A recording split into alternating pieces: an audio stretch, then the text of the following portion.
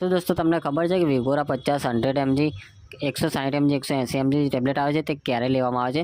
તો આ ટેબ્લેટ ગમે ત્યારે તમે લઈ શકો છો, જમ્યા પછી પણ લઈ શકો છો, જમ્યા પહેલાં પણ લઈ શકો છો, પરંતુ જમ્યા પછી લેશો તો તમને સારું રહેશે, કારણ કે જમ્યા પહેલાં લેવાથી તમને નોઝિયા વોમિટિંગનો સામનો કરવો પડે છે. તેના માટે તમારે જમ્યા પછી લેવી જોઈએ.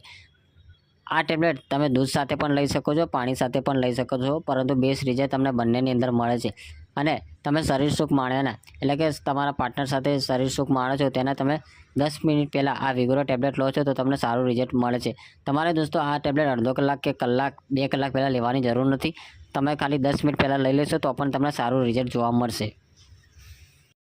તો દોસ્તો તમને ખબર છે કે Vigora 50 100 mg 160 mg 180 mg tablet આવે છે તે ક્યારે લેવામાં આવે છે?